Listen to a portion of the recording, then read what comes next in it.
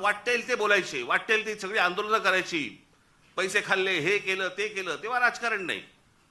आता मुंबई तुंबली नाही, नैसर्गिक आहे. ती कोणती बाई ती गाणी म्हणायची, काय ते गाणं होतं ते, तुला मुंबईवर भरोसा नाही काय, कुठे गेली ती आता? तिचा आला व्हिडिओ.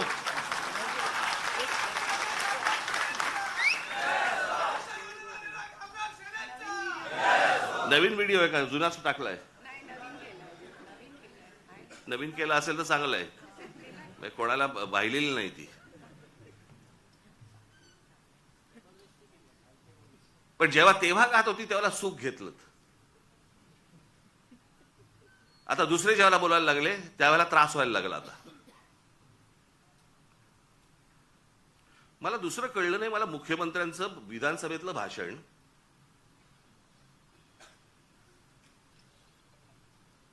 की या मिसिंग लिंक प्रकरण हे उत्तम दर्जाचं ते काय कन्स्ट्रक्शन आहे वगैरे वगैरे सगळं झालं, आणि ह्याचं जर समजा कोणी राजकारण करत असेल आम्ही बघून घेऊ त्याला. मुख्यमंत्री आहेस ना तू, बघून घेऊ. बरं झालं ते झालं. पुढे वाक्य संपल्या संपल्या हिंदीतून सुरू झाले. मिसिंग लिंक के बारे में अगर कोई राजनीति करे, कोणासाठी हिंदी बोललात? समोरचे आमदार मराठी, महाराष्ट्राची विधानसभा, महाराष्ट्राच्या विधानसभेमध्ये आमचा मुख्यमंत्री, महाराष्ट्राचा मुख्यमंत्री हिंदीत बोलतो. कशासाठी? कोणाला सांगायचं होतं? कदाचित आपल्याच पक्षातल्या वरच्या लोकांना सांगायचं असेल, बघून घेईन.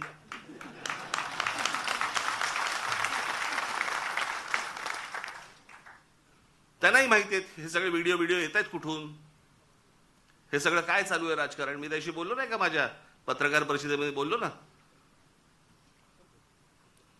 जी काय घमासान सुरू आहे ना आता तिकडे पक्षामध्ये, फक्त बघत राहा, पाहत राहा.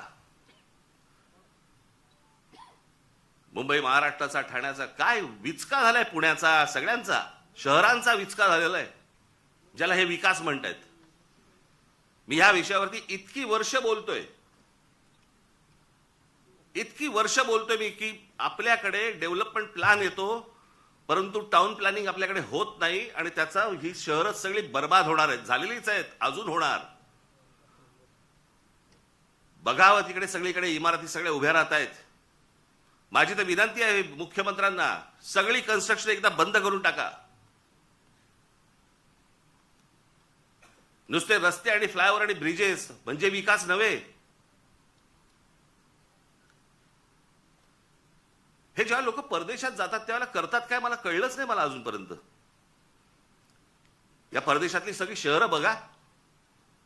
मी 2014 साली याच्यावरती एक डॉक्युमेंटरी केली होती. मी 16 मिनिटाची डॉक्युमेंटरी आहे, आज युट्यूबवरती आहे, जाऊन बघा. शहराला आकार उकार कसा द्यायचा असतो. आता हा मिसिंग लिंक 1 मेला त्याचं उद्घाटन झालं, 1 मेला. आणि आता हा 6-7 तारखेला काहीतरी तो त्याचा काय पिलर पडला आणि पाणी वाहतंय आणि सगळं होतंय. जुलैमध्ये, मे, जून, जुलै अजून पूर्ण पण नाही झाला. 60-65 दिवसामध्ये तुमचा नवीन बांधलेला टनेल गळायला लागतो, पिलर पडतात. आणि काहीतरी त्यांनी सांगितलं, काहीतरी मी कुठे काय आणले करते ते तुला दिलं होतं मी लिहायला. कॅनडामधनं आम्ही त्याचा रिसर्च केलाय आणि मग त्यांनी त्यांचं डिझाईन केलंय. मग इंडोनेशियामधनं आम्ही पाईप हे आणलेत, मग जर्मनीमधनं हे केलंय, अजून काहीतरी केलंय, आणि मग भारतीय कॉन्ट्रॅक्टरने तो टनेल बनवलाय. त्यांनाच द्यायचं होतं ना. ते आमचे नितीन सरदेसाई फार छान बोलले त्याच्यावरती. आता आम्ही बोलत असताना ते म्हणाले, मला हे सगळं बघून राज कपूरचं गाणं ऐकू येतं म्हणे, आठवतं. मेरा जूता है जपानी, पतलून हे काय इंग्लिस्तानी, सर पे लाल टोपी रूसी म्हणजे रशियन, फिर भी दिल है हिंदुस्तानी. कॉन्ट्रॅक्टर आमचा. तो बर्बाद करणार, तुम्ही काळजी करू नका.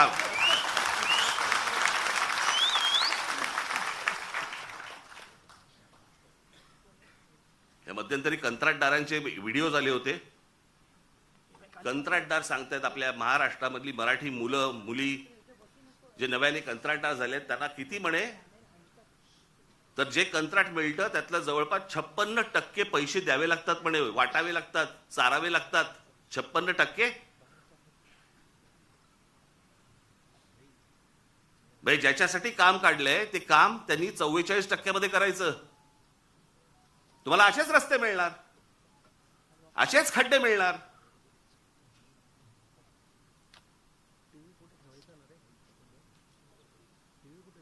हे आपल्या कंत्राटदारांचं कामच नाही ते.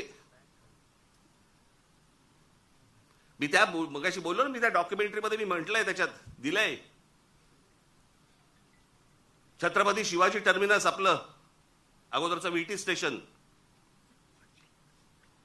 1800 सालात बांधलंय. 1800 सालात. त्याला मुंबईची लोकसंख्या पण तेवढी नव्हती. 1800 सालात बांधलेलं रेल्वे स्टेशन आज लोकांना पुरतंय. इतकी लोकसंख्या वाढल्यानंतर पण ह्याला म्हणतात विजन. याला म्हणतात हे काय होऊ शकतं, हे किती लोकांना पुरू शकतं. आज किती रेल्वे तिकडनं जातात, किती माणसं तिकडे येतात, किती माणसं उतरतात, किती माणसं चढतात. हे 1800 सालात बांधलंय.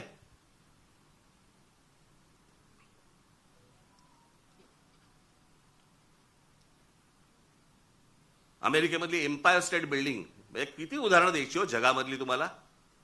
एम्पायर स्टेट बिल्डिंग जाऊन बघा, पाहिली नसेल तर तुमची ह्याच्यावरती जा, इंटरनेटवरती जा आणि बघा.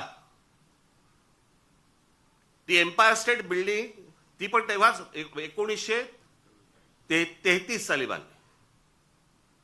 किती वर्ष लागली असतील. ती साधारणपणे 110 मजली उंच आहे. 110 मजली म्हणजे आता हा हॉल आहे ना, या हॉलच्या चौपट असेल. चौपट 5 पट असेल उंच, 5 पट 6 पट असेल जास्ती. एवढा त्याचा फ्लोअर आहे. 110 मजली उंच आहे ती. किती वर्ष लागली असतील त्याला ती इमारत बांधायला. त्या इमारतीमध्ये खाली ग्राउंड फ्लोअरला बेसमेंटमध्ये एक बॉम्बस्फोट झालाय. त्या इमारतीवरती एक छोटं विमान, परंतु एक विमान आदळलेलं आहे. आजही ती ताठमानाने उभी आहे इमारत. एम्पायर स्टेट बिल्डिंग किती वर्षात बांधली. 14 महिन्यात. 14 महिन्यात बांधलेली इमारत आहे ती. 14 महिन्यात 1800 साली बांधलेल्या इमारतीला आजही काही होत नाही. त्यांनी बांधलेले ब्रिजेस बघा, त्यांनी बांधलेले फ्लायओव्हर्स बघा. आज ब्रिटिशांच्या काळामध्ये जे फ्लायओव्हर्स बांधले गेले, जे ब्रिजेस बांधले गेले, आपल्याला इंग्लंडवरनं आजही पत्र येतात बरं का.